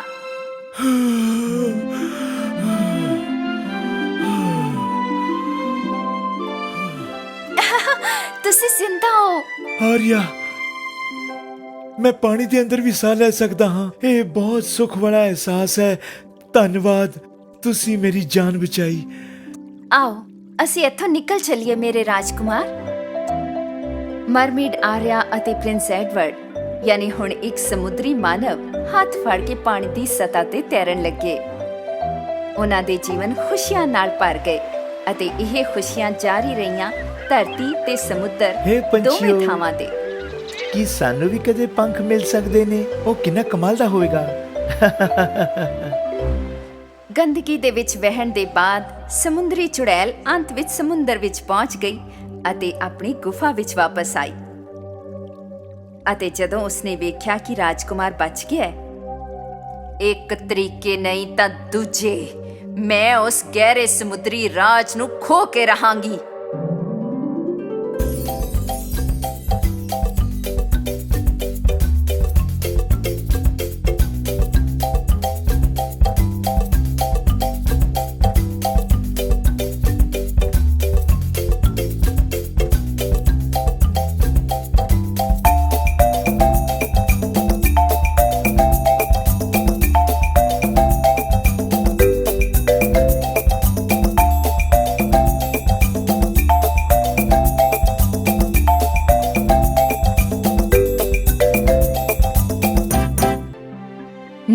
ਜਲਪਰੀ ਰਾਜਾ ਨੂੰ ਬਚਾਉਣ ਦੇ ਲਈ। ਇੱਕ ਵਾਰ ਪ੍ਰਿੰਸ ਐਡਵਰਡ ਅਤੇ ਜਲਪਰੀ ਰਾਜਕੁਮਾਰੀ ਆਰੀਆ ਇਕੱਠੇ ਇੱਕ ਜਹਾਜ਼ ਤੇ ਹਵਾ ਜਿੰਨੀ ਤੇਜ਼ ਅਤੇ ਲਹਿਰਾਂ ਤੋਂ ਵੀ ਉੱਚੀ ਕਿਸ਼ਤੀ ਚਲਾ ਰਹੇ ਸੀ। ਵੇਖੋ ਪਾਣੀ ਦਾ ਬਹਾ, ਕਿਸ਼ਤੀ ਚਲਾਣਾ ਮੇਰੀ ਪਸੰਦੀਦਾ ਚੀਜ਼ ਹੈ।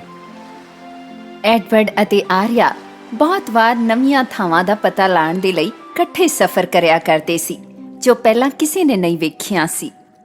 ਡੂੰਘੇ ਪਾਣੀ ਦੇ ਥੱਲੇ ਸਮੁੰਦਰੀ ਚੁੜੈਲ ਵੇਗਾ ਇੱਕ ਵਾਰ ਫਿਰ ਆਪਣੇ ਭਰਾ ਰਾਜਾ ਪੋਸਾਈਡਨ ਤੋਂ ਸਮੁੰਦਰੀ ਰਾਜ ਖੋਣ ਦੀ ਸੋਚ ਰਹੀ ਸੀ। ਉਸ ਦਾ ਸਹਾਇਕ ਸੱਪ ਗੁਫਾ ਵਿੱਚ ਕ੍ਰਿਸਟਲ ਮੋਤੀ ਦੇ ਕੋਲ ਆਇਆ ਅਤੇ ਹੌਲੇ ਜਿਹੇ ਉਸਨੇ ਉਸ ਨੂੰ ਆਪਣੇ ਸਿਰ ਨਾਲ ਛੋਹ ਲਿਆ ਅਤੇ ਫਿਰ ਮੋਤੀ ਨੇ ਜਾਦੂਗਿਰੀ ਨਾਲ ਉਸ ਨੂੰ ਉਹ ਸਭ ਵਿਖਾਇਆ ਜੋ ਸਮੁੰਦਰ ਵਿੱਚ ਹੋ ਰਿਹਾ ਸੀ।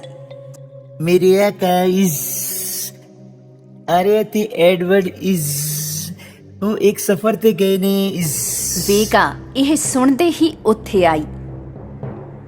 ਸੱਪ, ਮੈਂ ਤੈਨੂੰ ਕਿੰਨੀ ਵਾਰ ਕਿਹਾ ਹੈ, ਮੇਰੇ ਜਾਦੂ ਦੇ ਕ੍ਰਿਸਟਲ ਮੋਤੀ ਨੂੰ ਹੱਥ ਨਹੀਂ ਲਾਣਾ।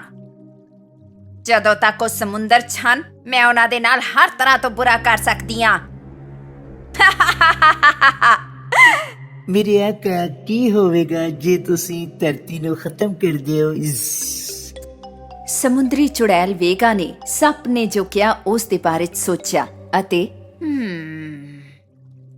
ਮੈਂ ਸਮਝ ਗਈ, ਜੇ ਮੈਂ ਦੁਨੀਆ ਦੀ ਸਾਰੀ ਧਰਤੀ ਨੂੰ ਖਤਮ ਕਰ ਦਿਆਂ ਤਾਂ ਮੈਂ ਹਰ ਵੇਲੇ ਆਰੀਆ ਨੂੰ ਦੁੱਖ ਦੇ ਸਕਦੀ ਹਾਂ। ਵੇਖਦੀ ਹਾਂ ਫਿਰ ਰਾਜਕੁਮਾਰ ਅਤੇ ਬਾਕੀ ਇਨਸਾਨ ਕਦੋਂ ਤੱਕ ਪਾਣੀ ਦੇ ਅੰਦਰ ਰਹਿ ਸਕਦੇ ਨੇ। ਵੇਗਾ ਨੇ ਫੈਸਲਾ ਕੀਤਾ ਕਿ ਇਹ ਉਸ ਦੇ ਲਈ ਸਮੁੰਦਰ ਦੀ ਰਾਣੀ ਬਣਨ ਅਤੇ ਆਪਣੇ ਭਰਾ ਚੰਗੇ ਰਾਜਾ ਤੋਂ ਸਮੁੰਦਰੀ ਰਾਜ ਖੋਣ ਦਾ ਸਭ ਤੋਂ ਚੰਗਾ ਤਰੀਕਾ ਹੈ। ਵਕਤ ਨੂੰ ਬਿਨਾਂ ਬਰਬਾਦ ਕੀਤੇ ਉਸਨੇ ਸ਼ੈਵਾਲ ਪੇਪਰ ਤੇ ਆਪਣੀ ਵਿਸ਼ਵਾਸਘਾਤੀ ਯੋਜਨਾ ਦੇ ਲਈ ਜ਼ਰੂਰੀ ਸਮਾਨ ਨੂੰ ਲਿਖਿਆ। Dear Miss Little Mermaid, you don't know me yet. This is Vega. You all should be afraid. I'll follow you till the end. Snake, always stay awake. Watch Aria and Poseidon. Hope you won't make mistakes.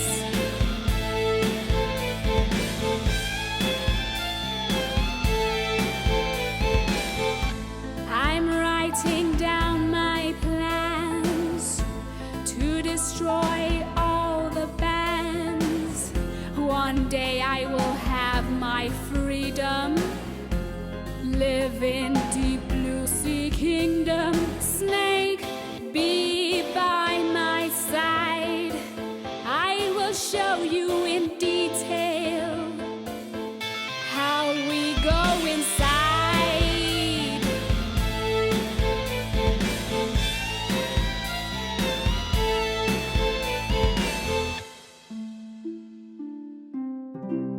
ਇੱਧਰ ਜਹਾਜ਼ ਤੇ ਆਰੀਆ ਆਪਣੀ cabin ਵਿੱਚ ਬੈਠੀ ਇੱਕ diary ਲਿਖ ਰਹੀ ਸੀ। ਪਿਆਰੀ ਡਾਇਰੀ, ਜਦੋਂ ਮੈਂ ਸਾਗਰ ਵਿੱਚ ਰਹਿ ਰਹੀ ਸੀ, ਮੈਂ ਘੁੰਮਿਆ ਕਰਦੀ ਸੀ ਰੰਗੀਨ ਸਿੱਪੀਆਂ ਦੇ ਵਿੱਚ, ਸਮੁੰਦਰੀ ਘੋੜਿਆਂ ਦੇ ਪਿੱਛੇ, ਸੀਪ ਨਾਲ ਗੁਨਗੁਨਾਉਂਦੇ ਹੋਏ, ਕੁਦਰਤੀ ਨਜ਼ਾਰਿਆਂ ਨੂੰ ਤਸਵੀਰਾਂ ਤੇ ਉਤਾਰਦੇ ਹੋਏ। ਮੈਨੂੰ ਉਹ ਸਭ ਯਾਦ ਆਉਂਦੇ ਹਨ। ਜਦੋਂ ਜਲਪਰੀ ਆਰੀਆ ਲਿਖ ਰਹੀ ਸੀ, ਉਸਨੇ ਡੈਕ ਤੇ ਚਾਲਕ ਦਲ ਦੀਆਂ ਆਵਾਜ਼ਾਂ ਸੁਣੀਆਂ। ਇਹ ਖਤਮ ਹੋ ਗਿਆ, ਦੂਰ ਇੱਕ ਨਵੀਂ ਧਰਤੀ ਨਜ਼ਰ ਆਈ ਹੈ। ਆਰੀਆ ਇਹ ਖੁਸ਼ਖਬਰੀ ਸੁਣ ਕੇ ਬਹੁਤ ਖੁਸ਼ ਹੋਈ। ਉਹ ਪ੍ਰਿੰਸ ਐਡਵਰਡ ਨੂੰ ਲੱਭਣ ਦੇ ਲਈ ਜਾਣ ਵਾਲੀ ਸੀ, ਪਰ ਉਸ ਦਾ ਦੋਸਤ ਸੀਗਲ ਰਿੰਗੋ ਜਹਾਜ਼ ਦੀ ਬਾਰੀ ਦੇ ਠੀਕ ਸਾਹਮਣੇ ਆ ਗਿਆ। ਰਿੰਗੋ ਇੰਨੀ ਹੜਬੜੀ ਵਿੱਚ ਸੀ ਕਿ ਉਸ ਨੂੰ ਪਤਾ ਹੀ ਨਹੀਂ ਚੱਲਿਆ ਕਿ ਉਹ ਸਾਫ਼ ਕੱਚ ਦੀ ਬਾਰੀ ਵਿੱਚ ਟੱਕਰ ਮਾਰ ਰਿਹਾ ਹੈ। ਉਸਨੇ ਕਈ ਵਾਰ ਅੰਦਰ ਆਉਣ ਦੀ ਕੋਸ਼ਿਸ਼ ਕੀਤੀ, ਜਦ ਤੱਕ ਕਿ ਆਰੀਆ ਨੂੰ ਅਹਿਸਾਸ ਹੁੰਦਾ ਕਿ ਉਸ ਨੂੰ ਮਦਦ ਦੀ ਲੋੜ ਹੈ। ਰਿੰਗੋ, ਆ ਜਾ, ਤੂੰ ਇੰਨਾ ਪਰੇਸ਼ਾਨ ਨਜ਼ਰ ਆ ਰਿਹਾ ਹੈ, ਕੁਝ ਗੜਬੜ ਹੈ? ਮੇਰੀ ਰਾਜਕੁਮਾਰੀ ਪਿਆਰੀ ਆਰੀਆ, ਤੁਹਾਡੇ ਪਿਤਾ ਧਰਤੀ, ਇਹ ਸਭ ਛੇਤੀ ਹੀ ਖਤਮ ਹੋ ਜਾਣਗੇ। ਇਸ ਗੱਲ ਦਾ ਕੀ ਮਤਲਬ ਹੈ ਰਿੰਗੋ? ਧਰਤੀ ਕਿਵੇਂ ਖਤਮ ਹੋ ਸਕਦੀ ਹੈ? ਰਿੰਗੋ ਅਤੇ ਜਲਪਰੀ ਆਰੀਆ ਤੇਜ਼ੀ ਨਾਲ ਜਹਾਜ਼ ਦੇ ਡੈਕ ਤੱਕ ਗਏ। ਰਿੰਗੋ ਦਿਸ਼ਾ ਦੱਸਣ ਦੇ ਲਈ ਕਾਂ ਦੇ ਘੋਂਸਲੇ ਤੱਕ ਗਿਆ ਅਤੇ ਫਿਰ ਆਰੀਆ ਨੂੰ ਦੱਸਿਆ ਕਿ ਉਸ ਦੇ ਪਿਤਾ ਰਾਜਾ ਪੋਸਾਈਡਨ ਨੂੰ ਕੈਦੀ ਬਣਾ ਲਿਆ ਗਿਆ ਸੀ ਅਤੇ ਇਹ ਕਿ ਧਰਤੀ ਤੇ ਸਾਰੀ ਥਾਂ ਇੱਕੋ ਸਮੇਂ ਵਿੱਚ ਇੱਕ ਜਗ੍ਹਾ ਗਾਇਬ ਹੋਣ ਲੱਗੀ ਹੈ। ਜੇ ਤੁਸੀਂ ਕੁਝ ਨਾ ਕੀਤਾ ਆਰਿਆ ਤਾਂ ਇਹ ਜਹਾਜ਼ ਵੀ ਛੇਤੀ ਗਾਇਬ ਹੋ ਜਾਵੇਗਾ। ਉਹ ਸਾਰੇ ਲੋਕ ਜੋ ਪਾਣੀ ਦੇ ਥੱਲੇ ਨਹੀਂ ਰਹਿ ਸਕਦੇ ਗਾਇਬ ਹੋ ਜਾਣਗੇ। ਨਹੀਂ, ਇਹ ਬਹੁਤ ਦਰਦ ਭਰੀ ਭਿਆਨਕ ਗੱਲ ਹੋਵੇਗੀ। ਉਸੇ ਵੇਲੇ ਆਰਿਆ ਨੇ ਵੇਖਿਆ ਕਿ ਵੇਗਾ ਦਾ ਸੱਪ ਪਾਣੀ ਵਿੱਚ ਸੀ, ਜੋ ਚੁਪਕੇ ਨਾਲ ਜਹਾਜ਼ ਨੂੰ ਵੇਖ ਰਿਹਾ ਸੀ। ਇਹ ਸਭ ਸਮੁੰਦਰੀ ਚੁੜੈਲ ਵੇਗਾ ਦੇ ਕਰਕੇ ਹੀ ਹੋ ਰਿਹਾ ਹੋਣਾ। ਮੈਂ ਜਾਣਦੀ ਹਾਂ ਕਿ ਇਹ ਉਹੀ ਹੈ। ਮੈਨੂੰ ਉਸ ਨੂੰ ਰੋਕਣ ਦੇ ਲਈ ਸਮੁੰਦਰ ਵਿੱਚ ਵਾਪਸ ਜਾਣਾ ਚਾਹੀਦਾ ਹੈ, ਮੇਰੇ ਰਾਜਕੁਮਾਰ। ਪ੍ਰਿੰਸ ਐਡਵਰਡ ਨੇ ਵੇਖਿਆ ਕਿ ਨੇੜੇ ਦੀ ਜ਼ਮੀਨ ਹੌਲੀ-ਹੌਲੀ ਗਾਇਬ ਹੋ ਰਹੀ ਸੀ। ਉਹ ਨਹੀਂ ਚਾਹੁੰਦਾ ਸੀ ਕਿ ਆਰਿਆ ਜਾਵੇ, ਪਰ ਉਸ ਦਾ ਆਪਣੇ ਚਾਲਕ ਦਲ ਦੇ ਨਾਲ ਰਹਿਣਾ ਬਹੁਤ ਜ਼ਰੂਰੀ ਸੀ, ਸੋ ਉਸ ਨੇ ਉਸ ਨੂੰ ਆਪਣੇ ਬਗੈਰ ਜਾਣ ਦਿੱਤਾ। ਮੈਂ ਤੈਨੂੰ ਇਕੱਲੇ ਨਹੀਂ ਜਾਣ ਦੇਣਾ ਚਾਹੁੰਦਾ ਆਰਿਆ, ਪਰ ਤੈਨੂੰ ਜਾਣਾ ਹੋਵੇਗਾ ਸਾਨੂੰ ਸਭ ਨੂੰ ਬਚਾਉਣ ਦੇ ਲਈ। ਜਲ ਪਰੀ ਆਰਿਆ ਡੈਕ ਵੱਲ ਤੁਰ ਪਈ ਅਤੇ ਉਸਨੇ ਆਪਣੇ ਸਮੁੰਦਰੀ ਦੋਸਤਾਂ ਦੇ ਲਈ ਸੀਟੀ ਵਜਾਈ। ਉਸ ਦੀ ਨਿੱਕੀ ਡਾਲਫਿਨ ਦੋਸਤ ਨੇ ਸਮੁੰਦਰ ਦੀ ਗਹਿਰਾਈ ਵਿੱਚ ਸੀਟੀ ਸੁਣੀ ਅਤੇ ਉਸ ਨੂੰ ਲੱਭਣ ਲਈ ਤੱਲੇ ਤੱਕ ਤੈਰ ਗਈ। ਜਿਵੇਂ ਹੀ ਆਰਿਆ ਨੇ ਡਾਲਫਿਨ ਨੂੰ ਆਂਦਿਆਂ ਵੇਖਿਆ, ਉਸਨੇ ਪਾਣੀ ਵਿੱਚ ਡੁਬਕੀ ਲਗਾਈ। ਜਿਵੇਂ-ਜਿਵੇਂ ਉਹ ਡੂੰਗੀ ਤੈਰਨ ਲੱਗੀ, ਉਸ ਦੇ ਪੈਰ ਕਰਾਮਾਤੀ ਤਰੀਕੇ ਨਾਲ ਫਿਰ ਤੋਂ ਜਲ ਪਰੀ ਦੀ ਪੂੰਛ ਵਿੱਚ ਬਦਲ ਗਏ। ਡਾਲਫੀ, ਅਸੀਂ ਵੇਗਾ ਦੀ ਗੁਫਾ ਵਿੱਚ ਜਾ ਰਹੇ ਹਾਂ। ਆਰਿਆ ਅਤੇ ਡਾਲਫੀ ਤੈਰਨ ਲੱਗੀਆਂ। ਦੁਸ਼ਟ ਚੁੜੈਲ ਪਹਿਲਾਂ ਤੋਂ ਹੀ ਆਪਣੀ ਗੁਫਾ ਵਿੱਚ ਸੀ, ਜਿੱਥੇ ਉਸਨੇ ਆਪਣੇ ਦਇਆਲੂ ਭਰਾ ਨੂੰ ਕੈਦ ਕਰ ਰੱਖਿਆ ਸੀ ਅਤੇ ਆਪਣੀ ਬੁਰਾਈ ਦੀ ਯੋਜਨਾ ਦੇ ਬਾਰੇ ਵਿੱਚ ਫੜੀਆਂ ਮਾਰ ਰਹੀ ਸੀ। ਜੇ ਤੂੰ ਮੈਨੂੰ ਸਮੁੰਦਰੀ ਰਾਜ ਨਹੀਂ ਦੇਵੇਂਗਾ ਤਾਂ ਤੇਰੀ ਲਾਡਲੀ ਧੀ ਆਰਿਆ ਤੇ ਉਸਦੇ ਸਾਰੇ ਮਨੁੱਖੀ ਦੋਸਤ ਮਹਾਸਾਗਰ ਵਿੱਚ ਨਸ਼ਟ ਹੋ ਜਾਣਗੇ। ਪਰ ਐਨ ਵਕਤ ਤੇ ਆਰਿਆ ਅਤੇ ਡਾਲਫੀ ਵੇਗਾ ਦੀ ਗੁਫਾ ਵਿੱਚ ਪਹੁੰਚ ਗਏ। ਡਾਲਫੀ ਘਬਰਾ ਗਈ, ਪਰ ਉਸਨੇ ਸੱਪ ਨੂੰ ਫੜਨ ਦੀ ਪੂਰੀ ਕੋਸ਼ਿਸ਼ ਕੀਤੀ, ਜੋ ਸਾਹਮਣੇ ਦੇ ਦਰਵਾਜ਼ੇ ਦਾ ਪਹਿਰੇਦਾਰ ਸੀ। ਹਾਏ, ਮਾਫ ਕਰਨਾ, ਮੈਂ ਆਪਣਾ ਰਸਤਾ ਭਟਕ ਗਈ ਹਾਂ। ਮੈਨੂੰ ਸਮਝ ਨਹੀਂ ਆ ਰਿਹਾ ਕਿ ਮੈਂ ਇੱਥੋਂ ਤੋਂ ਮਹਾਸਾਗਰ ਮਨੋਰੰਜਨ ਪਾਰਕ ਤੱਕ ਕਿਵੇਂ ਜਾਵਾਂ। मनोरंजन पार्क इस कि ਇੱਥੇ ਕੋਈ मनोरंजन ਪਾਰਕ ਹੈ? ਇੱਥੇ ਕਿੱਥੇ ਇਸ? ਕਿਉਂਕਿ ਅਸੀਂ ਜਾਣਾ ਚਾਹੁੰਦੇ ਹਾਂ ਇਸ। ਓ ਹਾਂ, ਬੇਸ਼ੱਕ ਤੇ ਹੈ, ਬੜੀ ਮਜ਼ੇਦਾਰ ਜਗ੍ਹਾ ਹੈ। ਜਿਵੇਂ ਹੀ ਡਾਲਫੀ ਨੇ ਸੱਪ ਦਾ ਧਿਆਨ ਭਟਕਾਇਆ, ਆਰਿਆ ਚੁਪਕੇ ਨਾਲ ਦਾਖਲ ਹੋ ਗਈ। ਉਸਨੇ ਆਪਣੇ ਪਿਤਾ ਨੂੰ ਬੰਨੇ ਹੋਏ ਵੇਖਿਆ। ਫਿਰ ਉਸਨੇ ਆਪਣੇ ਪਿਤਾ ਦਾ ਜਾਦੂ ਦਾ ਤਿਰਸ਼ੂਲ ਅਤੇ ਚੁੜੈਲ ਦਾ ਵੱਡਾ ਜੜੀ ਬੂਟੀਆਂ ਵਾਲਾ ਕੈਬਨਿਟ ਵੇਖਿਆ। ਆਰਿਆ ਆਪਣੇ ਪਿਤਾ ਦੀ ਮਦਦ ਕਰਨ ਦੇ ਲਈ ਅੱਗੇ ਵਧੀ।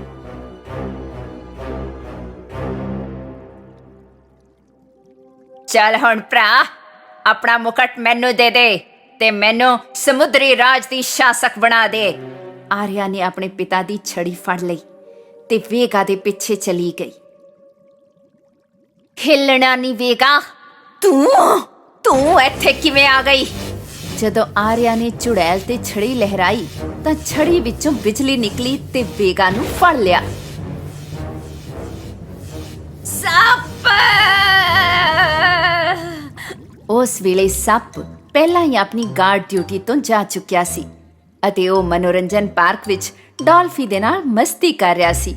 ਉਸ ਨੂੰ ਵੇਗਾ ਦੀ ਮਦਦ ਲਈ ਚੀਖ ਵੀ ਨਹੀਂ ਸੁਣ ਰਹੀ ਸੀ। ਆਰਿਆ ਨੇ ਆਪਣੇ ਪਿਤਾ ਨੂੰ ਬਚਾਇਆ ਤੇ ਉਹਨਾਂ ਨੂੰ ਉਹਨਾਂ ਦਾ ਤਿਰਸ਼ੂਲ ਵਾਪਸ ਕੀਤਾ। ਆਰਿਆ ਅਤੇ ਰਾਜਾ ਪੋਸਾਈਡਨ ਗੁਫਾ ਤੋਂ ਤੁਰੰਤ ਨਿਕਲ ਗਏ। ਰਾਜਾ ਪੋਸਾਈਡਨ ਆਪਣੀ ਛੜੀ ਨਾਲ ਗੁਫਾ ਦਾ ਦਰਵਾਜ਼ਾ ਬੰਦ ਕਰਨ ਹੀ ਵਾਲੇ ਸੀ। ਪਿਤਾ ਜੀ ਰੁਕੋ, ਅਸੀਂ ਜਾਦੂ ਨੂੰ ਤੋੜੇ ਬਗੈਰ ਇੱਥੋਂ ਨਹੀਂ ਜਾ ਸਕਦੇ। ਜਲ ਪਰੀ ਫਟਾਫਟ ਅੰਦਰ ਗਈ ਤੇ ਕ੍ਰਿਸਟਲ ਮੋਤੀ ਦੇ ਵਸ਼ ਵਿੱਚ ਜ਼ਮੀਨ ਨੂੰ ਨਸ਼ਟ ਕਰਨ ਵਾਲੇ ਮੰਤਰ ਨੂੰ ਤੋੜਨ ਦੀ ਸਾਰੀ ਸਮੱਗਰੀ ਇੱਕ-ਇੱਕ ਕਰਕੇ ਇਕੱਠੀ ਕੀਤੀ। ਫਿਰ ਉਸਨੇ ਸਮੁੰਦਰ ਦੇ ਸੀਪ ਨੂੰ ਲਿਆ, ਜਿਸ ਵਿੱਚ ਜਾਦੂ ਦੀ ਧੂੜ ਸੀ।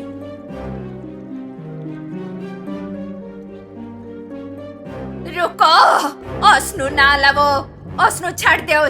ਭਾਵੇਂ ਉਹ ਬਿਜਲੀ ਨਾਲ ਬੰਨੀ ਹੋਈ ਸੀ, ਵੇਗਾ ਨੇ ਆਪਣੀ ਸਾਰੀ ਸ਼ਕਤੀ ਦੇ ਨਾਲ ਜ਼ਹਿਰੀਲੀ ਸ਼ਾਹੀ ਜਲ ਪਰੀ ਦੇ ਉੱਤੇ ਸੁੱਟ ਦਿੱਤੀ। ਪਰ ਜਲ ਪਰੀ ਫਟਾਫਟ ਵਾਪਸ ਆਪਣੇ ਪਿਤਾ ਦੇ ਪਿੱਛੇ ਚਲੀ ਗਈ ਅਤੇ ਜਦੋਂ ਆਰਿਆ ਗੁਫਾ ਤੋਂ ਬਾਹਰ ਆਈ ਤਾਂ ਰਾਜਾ ਨੇ ਗੁਫਾ ਨੂੰ ਵੱਡੇ-ਵੱਡੇ ਪੱਥਰਾਂ ਨਾਲ ਸੀਲ ਕਰ ਦਿੱਤਾ। ਜਲ ਪਰੀ ਸਮੁੰਦਰ ਦੀ ਸਤ੍ਹਾ ਵੱਲ ਜਿੰਨਾ ਤੇਜ਼ੀ ਨਾਲ ਤੈਰ ਸਕਦੀ ਸੀ ਤੈਰੀ, ਇਹ ਵੇਖਣ ਦੇ ਲਈ ਕਿ ਜਾਦੂ ਟੁੱਟਿਆ ਹੈ ਜਾਂ ਨਹੀਂ। ਪ੍ਰਿੰਸ ਐਡਵਰਡ ਤੇ ਉਸ ਦਾ ਚਾਲਕ ਦਲ ਬਹੁਤ ਖੁਸ਼ ਸੀ ਜਦੋਂ ਉਹਨਾਂ ਨੇ ਵੇਖਿਆ ਕਿ ਦੂਰ ਦੀ ਜ਼ਮੀਨ ਫੇਰ ਤੋਂ ਨਜ਼ਰ ਆਉਣ ਲੱਗੀ ਹੈ। ਉਸਨੇ ਇਹ ਕੀਤਾ, ਦੇਖੋ। ਜਲ ਪਰੀ ਇੰਨੀ ਤੇਜ਼ੀ ਨਾਲ ਤੈਰ ਰਹੀ ਸੀ ਕਿ ਉਹ ਪਾਣੀ ਅੰਦਰ ਹਵਾ ਵਿੱਚ ਉੱਡਣ ਲੱਗੀ।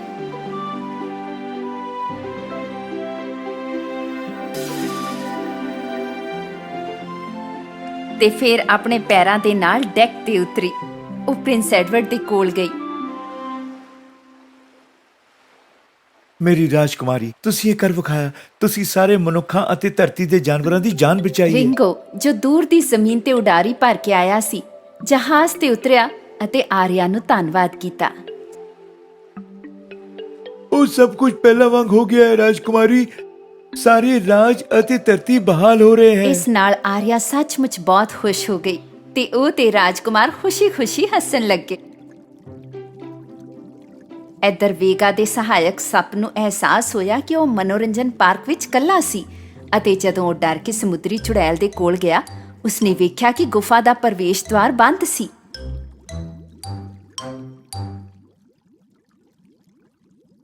ਮੇਰੇ ਆਕਾਸ਼, ਕੀ ਤੁਹਾਨੂੰ ਪਤਾ ਹੈ ਕਿ ਪਾਣੀ ਵਿੱਚ ਇੱਕ ਵਾਟਰ ਪਾਰਕ ਹੈ ਗਾਇਸ? ਚਲਾ ਜਾ, ਆਪਣਾ ਮੂੰਹ ਬੰਦ ਰੱਖ ਸੱਪ। ਇੱਧਰ ਰਾਜਕੁਮਾਰ ਦੇ ਜਹਾਜ਼ ਤੇ ਜਲ ਪਰੀ ਨੇ ਰਾਜਕੁਮਾਰ ਐਡਵਰਡ ਨੂੰ ਮੈਜਿਕ ਸੀ ਸੈਂਡ ਦੇ ਨਾਲ ਮੈਜਿਕ ਸੀ ਸ਼ੈਲ ਦਿੱਤਾ। ਐਡਵਰਡ, ਹੁਣ ਕੁਝ ਵੀ ਹੋਣ ਨਾਲ ਕੋਈ ਫਰਕ ਨਹੀਂ ਪੈਂਦਾ।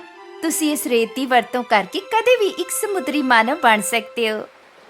ਸਾਰੇ ਲੋਕੀ ਖੁਸ਼ ਸੀ ਕਿ ਉਹਨਾਂ ਦੀ ਧਰਤੀ ਬਹਾਲ ਹੋ ਗਈ ਹੈ ਤੇ ਰਾਜਕੁਮਾਰ ਅਤੇ ਰਾਜਕੁਮਾਰੀ ਨਵੀਂ ਧਰਤੀ ਦੀ ਤਲਾਸ਼ ਵਿੱਚ ਰੰਗੀਨ ਇੰਦਰ ਧਨੁਸ਼ ਦੇ ਥੱਲੇ ਸੋਹਣੇ ਸਮੁੰਦਰ ਵਿੱਚ ਚਲੇ ਗਏ।